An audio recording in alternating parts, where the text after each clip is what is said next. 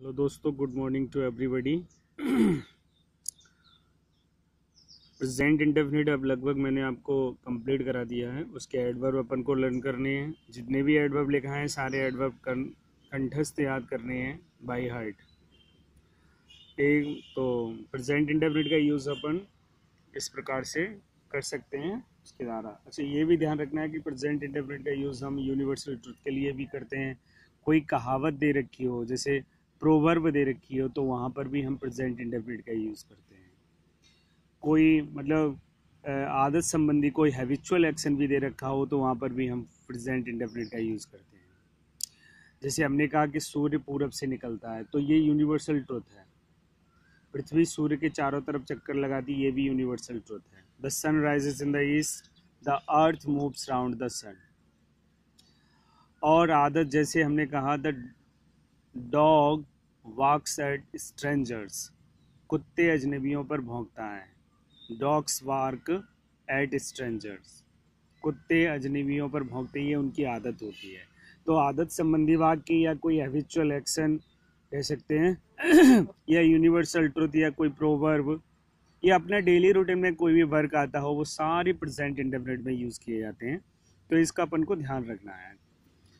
अच्छा, जो मैं आपको मंडे टेस्ट में दूंगा वो ऐसे इसी प्रकार के आपको correct form of the verb दी जाएंगे। वो मैं आपको आगे समझाऊंगा। अब मैं आज आपको एक अगला टेंस समझाता हूँ। जो अपना अगला टेंस होगा मैंने लिख रखा है थोड़ा बहुत।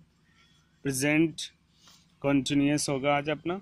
देखिए मैंने, एक मिनट, ये देखिए, ये हमने प्रेजेंट इंडेफिनिट लिख रखा है आपके लिए। Just a minute. हाँ, देखिए प्रेजेंट कॉन्टिन्यूअस, ठीक है। प्रेजेंट कॉन्टिन्यूअस में क्या है, इनके हिंदी वाक्यों में क्रिया के अंत में रहा, रही, रहे आते हैं। क्या आते हैं? रहा है, रही है और रहे आते हैं। मतलब अगर हिंदी से पहचान करना चाहें तो इसके वाक्य के अंत में हम रहा, रही और रहे देखते हैं। अगर ऐसा कोई शब्द जुड़े हुए हैं क्रिया के अंत में, तो समझ लो वो प्रेजेंट कॉन्टिन्यूअस है। अगर प्रेजेंट में है तो प्रेजेंट कॉन्टिन्यूअस है, और अगर पास्ट में तो पास्ट, और फ्यूचर में है तो फ्यूचर। दूसरी हमने जो पहचान आपको शुरू से मैं जो आपको समझाई है वो ये है कि इसमें क्या है, वाक्य में किसी किसी कार्य की निरंतरता का बोध कराया जाएगा कि वो कार्य मतलब निरंतर चल रहा है, कंटिन्यू चल रहा है। तो समझ लेना कि वो प्रेजेंट कंटिन्यू, प्रेजेंट में है तो प्रेजेंट कंटिन्यूअस है, पास्ट में तो पास्ट कंटिन्यूअस है। वो भी मैंने आपको लिख रखा है इसमें। देखो, इस टेंस के वाक्यों में कार्य की निरंतरता पाई जाती है, मतलब निरंतरता पाई जाएगी। इसमें कार्य लगातार चल रहा होगा तो समझ लेना प्रेजेंट कंटिन्यूअस है, ठीक है। अच्छा इस टेंस में क्या है कि हेल्पिंग वर्ब यूज की जाती है। वो यूज की जाती है is, are, am. Helping verb, main verb से पहले हेल्पिंग वर्ब आती है अकॉर्डिंग टू सब्जेक्ट, सब्जेक्ट के अकॉर्डिंग। अगर अपना सब्जेक्ट सिंगुलर है तो इज लगाना है अपन को, और अगर प्लूरल है तो आर लगाना है, और आई के साथ एम यूज करना है। मेन वर्ब में अपन क्या करते हैं, इसमें आईएनजी जोड़ देते हैं। मेन वर्ब में क्या जोड़ देते हैं? आईएनजी जोड़ देते हैं। जैसे मैंने एक एग्जांपल लिख रखा है इसमें, वह सो रहा है, तो ये बनेगा he is sleeping. Try to understand.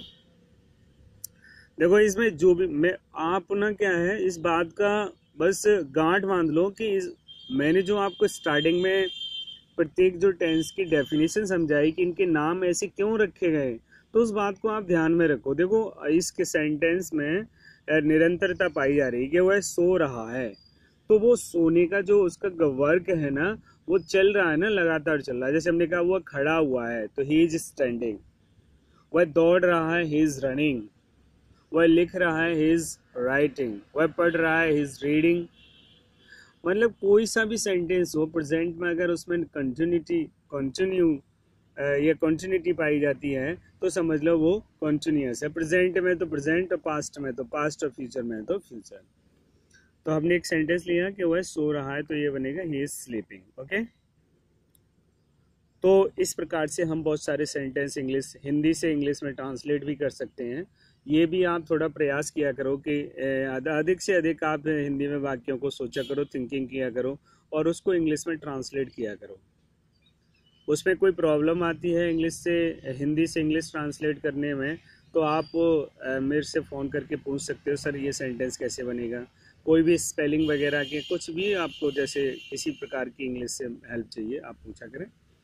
लेकिन आप लोग बनाने का प्रयास किया करो, बनाया करो, ज़्यादा से ज़्यादा सेंटेंस बनाया करो घर पे बैठ के। उससे क्या होगा, मतलब अपनी जो मतलब हेजिटेशन है और जो अपने अंदर जो मतलब कमियां हैं वो रिमूव हो जाएंगी धीरे धीरे। और इससे सबसे बड़ी मदद मिलती है अपन को लॉन्ग क्वेश्चन याद करने में, पैराग्राफ याद करने में। बहुत सारे पैराग्राफ अपन को लर्न करने पड़ते हैं, बहुत सारे लॉन्ग क्वेश्चन याद करने पड़ते हैं। तो अगर अपन को उस पार्ट की स्टोरी पता है, हिंदी स्टोरी ये है, सर ने ये पढ़ाया था, भाई जब आपको लेसन पढ़ाए जाएंगे तो उसकी स्टोरी सब आपको समझाई जाएगी, अंडरस्टैंडिंग कराई जाएगी। तो बहुत सारे क्या होता है हमें, अच्छा फिर क्या होता है उसमें, अगर हमें स्टोरी पता है और हमें टेंस का अच्छा ज्ञान है, ग्रामर का अच्छा ज्ञान है, तो हम उसकी इंग्लिश को ट्रांसलेट कर सकते हैं। तो हमें रटने की आवश्यकता नहीं होगी, हम आराम से अपने सेंटेंस बना सकते हैं। और वो बना कब सकते हैं, जब अपन को टेंस का अच्छा ज्ञान होगा, जब अपन और टेंस का ज्ञान कब होगा, जब हम अच्छी प्रैक्टिस करेंगे। तो हमें डेली मतलब अधिक से अधिक सेंटेंस को आप बनाइए, हिंदी में लिखिए, उसको इंग्लिश में ट्रांसलेट करिए। आप ज़्यादा आगे ना बढ़ें, केवल जब जैसे हमने आपको प्रेजेंट इंडेफिनिट समझा दिया, इंडेफिनिट समझा दिया, तो उसके बहुत सारे सेंटेंस बनाओ घर पे बैठ के, जितने भी सोच सकते हो सारे प्रेजेंट इंडेफिनिट के सारे सेंटेंस बना डालो। ऐसे ही कंटिन्यूस के बनाओ। तो इस प्रकार से अपन ना बहुत सारे इसमें हेल्प मिलेगी, जो अपन आगे हमारे लिए बहुत ही मतलब बेनिफिट होगा। अब आता है इसके मेन एडवर्ब हैं। तो इसके मेन एडवर्ब देखो मैंने लिख रखे हैं। इसके मेन एडवर्ब होते हैं eight this time, at this present, at this moment, sorry, at this present, now days, these days, still. तो ये सब क्या है, इसके मेन एडवर्ब हैं। अगर ये एडवर्ब आपको किसी भी सेंटेंस में दिखता है, सेंटेंस में अगर ये एडवर्ब आपको दिखे, तो समझ लेना कि ये प्रेजेंट कंटिन्यूअस है। कौन सा टेंस है, प्रेजेंट कंटिन्यूअस है। अपन को ये एडवर्ब बहुत ही इंपॉर्टेंट है। एडवर्ब आपको कंठस्थ याद होने चाहिए। और एडवर्ब के साथ साथ अपन को फिर जैसे अपन ने एडवर्ब याद कर लिए, जैसे हमें पता चल गया कि eight this time present indefinite का, ये प्रेजेंट कंटिन्यूअस का एडवर्ब है। अब हमें इससे ये ध्यान आ गया कि प्रेजेंट कंटिन्यूअस है ये। अब उसके हमें रूल्स भी फिर याद आ जाएंगे। रूल्स क्या हैं इसके, जैसे हमने बताया है कि इसके प्रेजेंट कंटिन्यूअस में हेल्पिंग वर्ब आती है, इज आर एम आती है। सिंगुलर हो तो इज, प्लूरल हो तो आर, और आई के साथ एम यूज़ करते हैं, और मेन वर्ब में आई एन जी जोड़ देते हैं। तो अपन को तुरंत ये मतलब ये माइंड अपना एक्टिव हो जाएगा अगर अपन को याद होगा तो अपन आराम से इसको भर सकते हैं।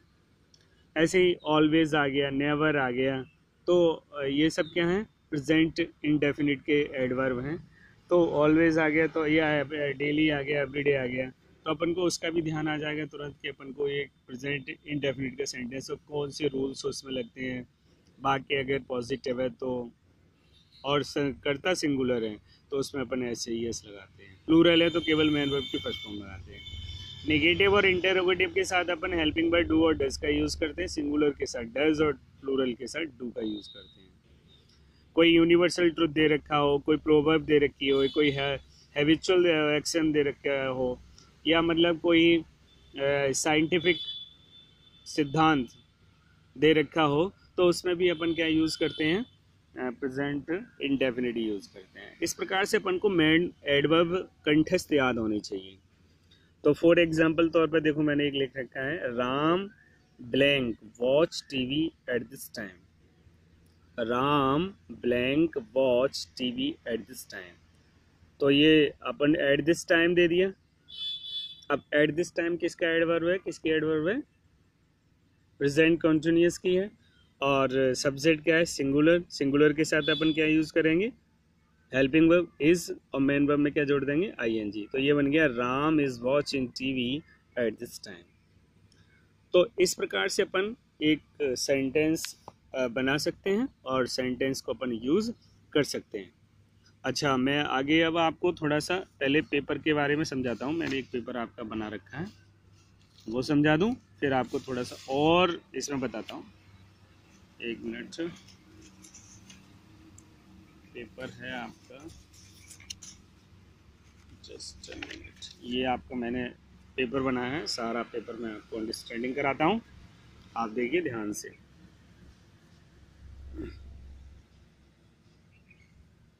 देखिए, क्लास 10th सब्जेक्ट इंग्लिश।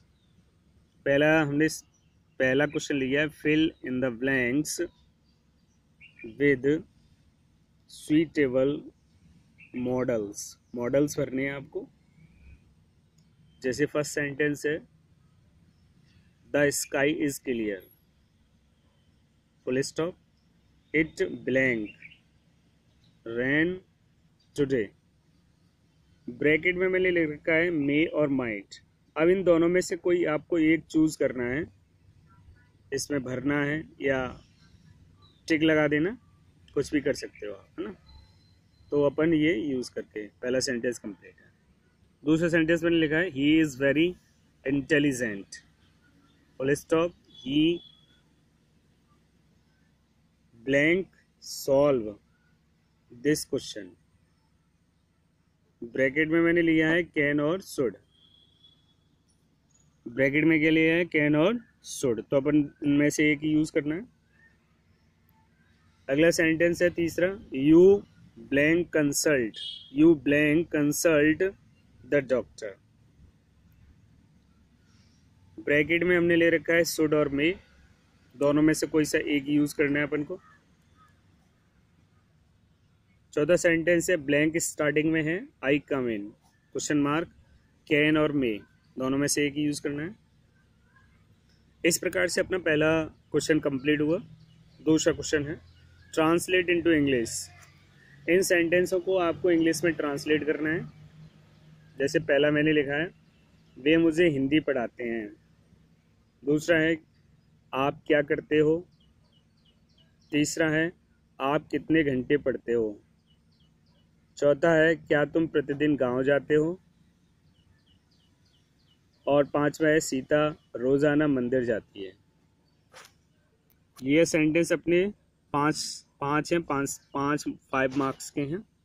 एक सेंटेंस 1 मार्क्स का है, ठीक है, 1 मार्क मिलेंगे।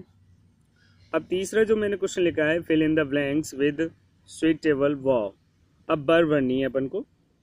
जैसे पहला सेंटेंस है, सी ब्लैंक गेट ब्रैकेट बंद अर्ली इन द मॉर्निंग। दूसरा है, what blank he blank do bracket और डेली, क्वेश्चन मार्क। तीसरा सेंटेंस है बेटा अपना, सी ब्लैंक और ब्रैकेट में sing a sweet song every day, okay. चौथा सेंटेंस है, the sun blank rise in the east.